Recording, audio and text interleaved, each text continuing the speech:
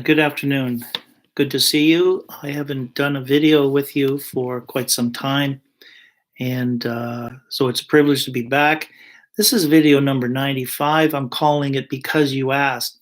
What I did on Facebook the other day was I asked any of you if you had a topic that you wanted me to comment on just briefly, to send it in to me. Most of you sent it by messenger. And so I made a list of all the different topics that came up, and rightly so. Most of them are about end times, the days that we're living in right now. Right off the bat, I'll deal with this, and I'm going to try and do this as quickly as I can. But there's quite a few topics you send in that I'm just going to make hopefully a very quick comment on. Trump. I believe Trump was here for a 4-year window. It gave us an opportunity to see a refreshing side to something we hadn't seen in a while. It was kind of like reliving Ronald Reagan days.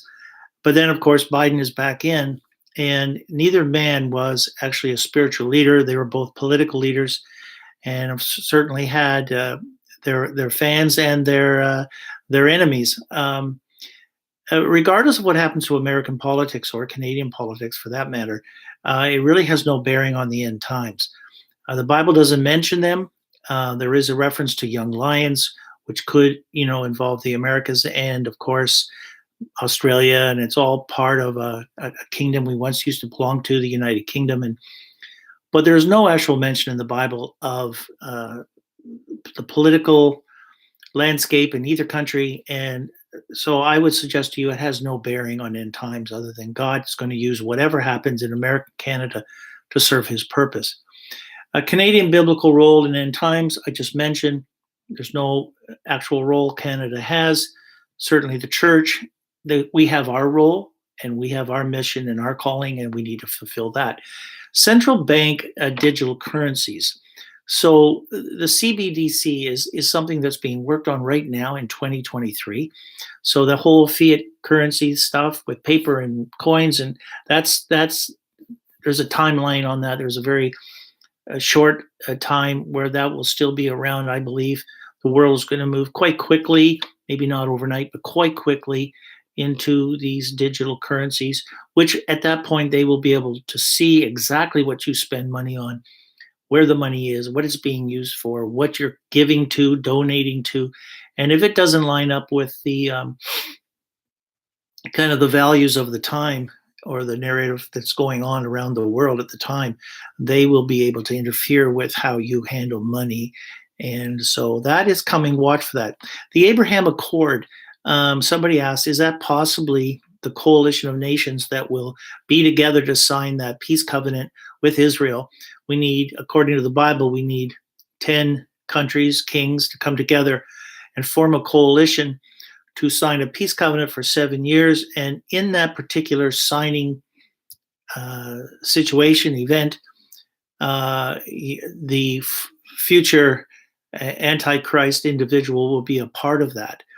And the Bible is very clear in Daniel 9:27 that the signing of that peace covenant is in fact the triggering event that sets off Daniel's 70th week. So that's the 7-year tribulation that we all know about. So yes, the Abraham Accord could be something that's used to accomplish that purpose. It's very possible. Apostate church. So inside the church itself, the institutional church we have today.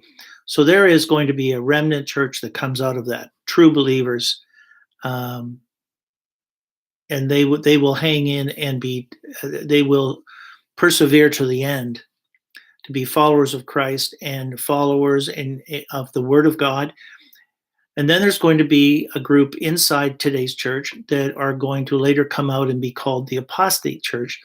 And the apostate church is that group that the Bible talks about, a great falling away. Jesus mentioned, I think Paul wrote about it in Thessalonians, that 2 signs to watch for his coming is there's going to be a great falling away. So that's people who have turned their back on the faith and have walked away from Jesus Christ. And the second sign is the revealing of the son of perdition, who is the Antichrist, the lawless one. And so the great falling away is going to happen, I think, for a number of reasons. And by the way, it's very possible that the rapture of the church which I believe is going to be an event that happens later in the 7 years. If it does not happen in a pre-tribulation context, I believe that in North America, for sure, would create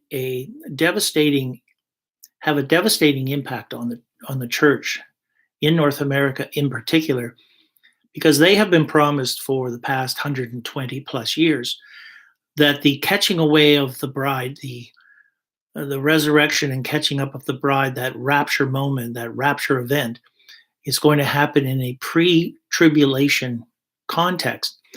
If it does not happen, if in fact the signing of that peace covenant does happen, and it's within the realm of possibility that in 2023, 2024, it's possible that that signing of the peace covenant could happen.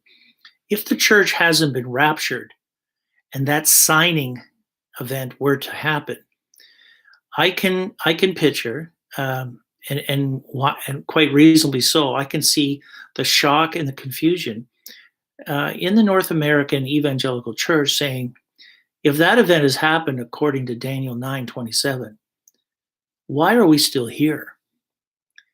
And it'll be a tough one, a very awkward challenge, I believe, for the leadership and the pastors across this great country and the United States to have to explain to their congregants, why are we still here if in fact now we are officially in the 7-year tribulation? And I believe that the question that may be asked is, if that wasn't true, what else have you taught us or told us that we're going to find out isn't true? And so there could be a serious loss of the credibility by the people in the leadership for what they believed and what they hung on to, only to find out that it wasn't as they were taught. I also believe that the introduction of the mark of the beast, which will happen, I believe, after the abomination of desolation. So in the last 42 months of the 7 years, I believe the mark of the beast is going to be introduced. And I believe this particular individual, this Antichrist, is going to be so persuasive. He's going to be very articulate, very smart. He is going to solve a lot of the problems. He is going to win the world over. He is going to be everything they've been hoping for in a leader. And we also know that as of the midway point of the 7 years, when Satan has been cast to earth, we know that Satan will come into this man. In other words, the Antichrist will be the manifested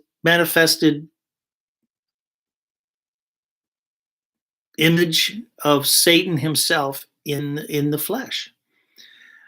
And the powers that he gives to the Antichrist are amazing. And he will deceive the world. And I mean, even the elect are going to be challenged not to be deceived by this individual. So I think that's something the apostate church is going to be challenged with, and it will separate the wheat from the tares, no question about that. The name Apophis came up. Everybody knows, or if you've done some research on this, there's an asteroid heading towards Earth. NASA started tracking it in 2004, I believe it was. And it is scheduled to arrive, according to NASA, it is scheduled to arrive here at Earth on Friday the 13th, April 2029. So that's just 6 years from now. And it's got a pretty firm date. They've been tracking it. They know what they're doing. If you want to read more about Apophis, that's NASA's name for it. The Bible gives it the name wormwood, and you'll find that in Revelation 8, I believe. And so wormwood will come in two pieces. There'll be a portion of it that hits the oceans, and there'll be a piece that hits the land. And you can see the devastation and what it does. And that has a date on, a very firm date, which is really kind of interesting. But Friday, April the 13th, 2029. Churches and religious organizations losing their nonprofit status. This is going to happen because churches are going to be pressured into softening or compromising on their doctrinal stances in terms of being a little more relaxed on how we read and understand the text, the Bible. Churches that, or organizations, denominations who decide to, no, we are going to We are going to adhere to exactly what the Bible is saying. And that's what God has given us. That's his word. We're not changing it. Those organizations in time will be in jeopardy of losing their nonprofit status. Every privilege that a government has given these nonprofits will be taken away. The government has that power. And see what that does immediately if you have a nonprofit, a church organization, denomination that owns a lot of real estate, buildings, land, maybe even cash for their ministry and whatever. All of it becomes, it'll be interesting, but all of it becomes taxable. And there'll be new pressures put on the nonprofits. And again, that's coming down the pipe. That's already being talked about in terms of organizations not complying with the narrative position of this very woke and left society we're living in today. Psalm 83 prophecy. Okay, Psalm 83 and Ezekiel 38:39. These are both prophecies about different war efforts or war situations. Psalm 83 is a prophecy about the nations that are immediately surrounding Israel, right on her borders. That would be considered the inner circle. There is a war thing that happens, and you need to go back and read Psalm 83, and it would be those countries, those groups, those terrorist groups, for instance, that have all been, they're the proxy of countries like Iran and others who have all these weapons right on the border of Israel. And that's the Psalm 83. And I believe that war happens prior to the signing of the peace covenant. And there's a lot of people that also believe that the Ezekiel 38:39 war, Gog-Magog war, will also happen prior to the signing of the peace covenant. I'm not 100% sure on that. I'm still reading a lot about it. I thought maybe possibly that would happen later in the 7-year tribulation, but it is being thought of. A lot of people, good people that know a lot more than I do, believe that maybe it's going to happen before the signing. Finally, the last point that was sent in was, who is Mystery Babylon? I am a believer that because of the qualification that needs to be satisfied is that whoever this is, she got drunk on the blood of the saints. So this is talking about the martyrdom of those who lived and died for the namesake of Jesus Christ. They died because of their faith. And I believe that the two entities that most fit, qualify under those terms, the martyrdom of the saints, is the Vatican, the Catholic Church, over history. And the other would be Islam, would be Islamic countries that have martyred the saints. And so I am leaning towards the Mystery Babylon being a system, an organization, a money system, great power and wealth. And I believe Saudi Arabia, and I'm trying to remember the city, I think it best qualifies. The reason I don't think America, United States, qualifies is not in her 200 plus year history has she ever been known for getting drunk on the blood of the saints. There is the odd ministry out there that claims that the aborting of babies somehow qualifies or satisfies that qualification, but it doesn't. I mean, I believe God's going to judge every nation for the numbers of babies, unborn babies that have been aborted, and there will be judgment for that. God will absolutely take care of that. But it doesn't actually measure up to the getting drunk on the blood of the saints. I think America, too, in terms of her power, she is gradually diminishing. She is not quite the superpower and that she was right after the Second World War and into that industrial time. The gap between her and the rest of the world at one point there was just massive, but she is becoming less and less. I mean, $31 trillion in debt and no way of getting out of her debt. She has absolute chaos even in their government houses, and civil wars and civil unrest is breaking out all over the world. I think it's going to happen in the United States. It's happening in France. It's happening in Iran. It's happening in China. And so I don't believe the United States is going to be the power we all thought she was going to be in the next couple of years. I see her currency dropping, maybe 25, 30% in value, and that'll have a devastating effect. I think inflation is something we're going to live with for the next few years.